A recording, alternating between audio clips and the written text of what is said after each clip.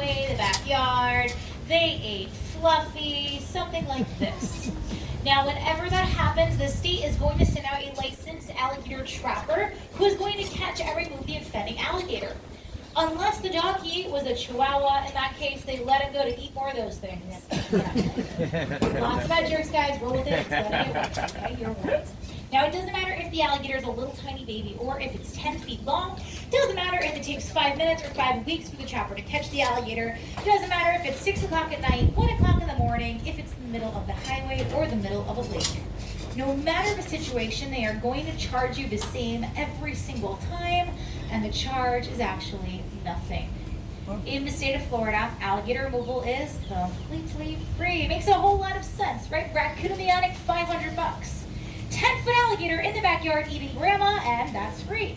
So that is due to liability. The state does not pay or employ any of the trappers, so that way when the trapper goes out and has his arm or his leg ripped off and eaten by an alligator, he's technically a volunteer. The state's not responsible for any of it. He gets a get well suit card and then they replace it. Now what the state does as an alternative, they allow that trapper to keep the alligator as payment and harvest the animal. So unfortunately for these guys, that is what they're going to do. They are going to catch an alligator, they're going to kill it, they're going to sell it for the meat and the hide, turn it into a pair of boots, a belt, a purse, a wallet, something like that. And last year alone, the state of Florida killed over 8,000 of these nuisance alligators. Now with all that being said, the alligators we're seeing in here today, these guys are the, look at him yawning, isn't he cute? These guys are the lucky ones. I myself am actually a state licensed alligator trapper, believe it or not. I know, I look like one, right? Thank you, thank you. And my boss and I are two of the very few. Honestly, we're probably the only committed non-kill trappers in the entire state of Florida. So we don't kill the alligators.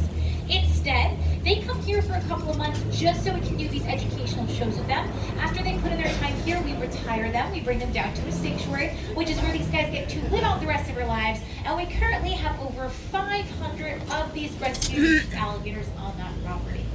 Now, unfortunately for these guys, the state of Florida does not allow the release or relocation of nuisance alligators. The kids go out, you either have to destroy them or keep them in captivity. They already try to relocate them. They would catch them, they would bring them 50 miles out into the Everglades away from people, which sounds like a great idea, but the problem with that, over some time, few weeks, couple of months, a lot of the alligators were showing up at the very same spot that they were taken from. They were going home, traveling hundreds of miles, it didn't matter. They were figuring it out, or causing problems for people, other animals, or dying along the way. It is literally like a built-in GPS system these guys have. And a lot of reptiles have that ability. Sea turtles do the same exact thing, but that's why these guys are recognized as being such incredible navigators. I warned you about the jokes, guys. I warned you. Okay? So it doesn't matter how far you take them out, they will return. And some reptile experts and biologists believe that they're using the stars. Others think they're using the Earth's magnetic fields. However they're doing it, fantastic. But unfortunately, that is why you cannot release them. It just does not work. So now I'm going to go grab you guys an alligator. Let's see. Now a typical work day for me here is about 12 to 15 shows every single day. So I do have a specific rotation system that I use to make sure each alligator only has to do 1 or 2 shows a day. That might be him right over there. Let's see. I think that's him.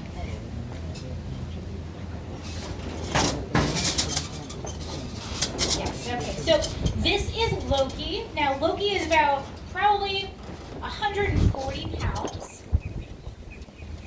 Now, he was actually being illegally fed by people right out here, walking up to people in the parking lot. It is illegal to feed alligators in the state of Florida, but some people don't listen.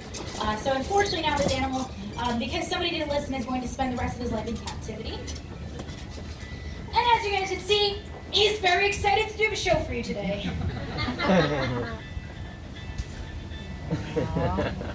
Look at that enthusiasm, right?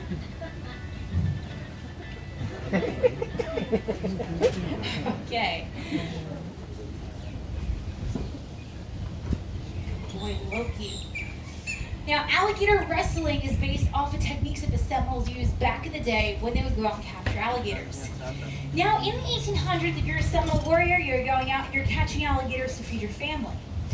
Alligator meat spoils very quickly in the hot Florida sun. There's no such thing as a refrigerator. So you want to catch the alligator and you want to bring it back to your house alive.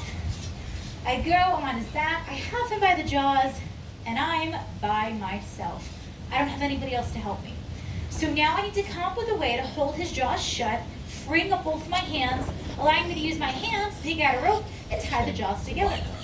What they came up with is now we refer to as bulldogging. It's holding the jaws shut by putting them in between your chin and your chest, putting all of the teeth up against the throat. If you guys want a picture, wait till both my arms go out to the side, or if you see a spray of blood, just switch from photo to video.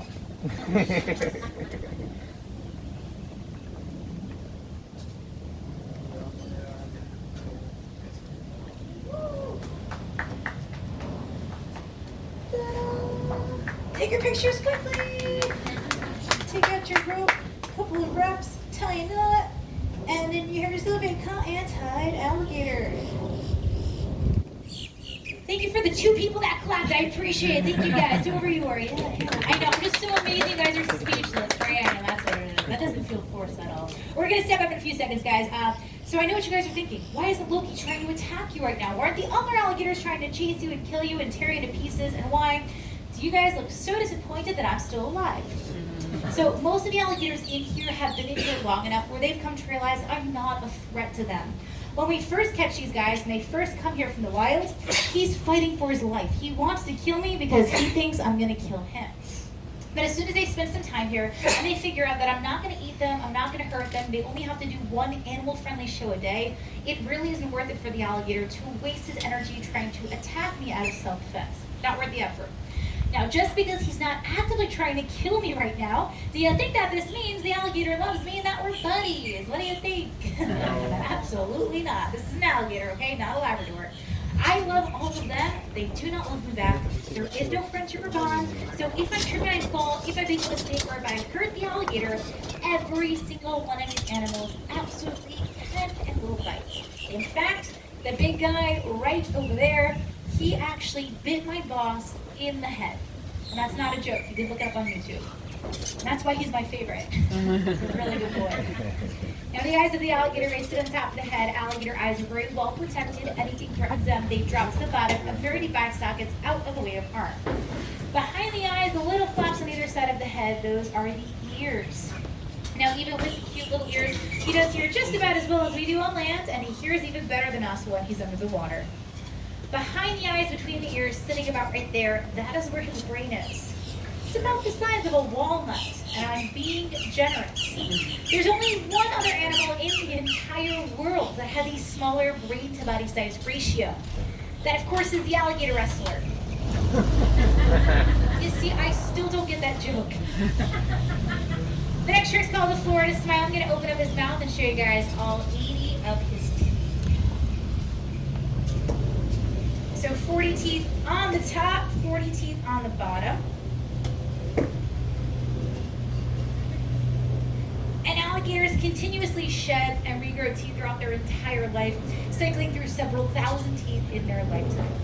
Now, if you look at the back of the throat, it appears that he has a little to no throat opening. That's called a glottis. So that's an oversized valve that seals off the back of his throat, and that's what allows him to capture and drown his prey without drowning himself. An alligator this size, by the way, has about 2,000 pounds of crushing power per square inch. And if you are not impressed with that number, it's because you're on the wrong side of the glass. Ooh, we're good. All right, you guys having fun yet?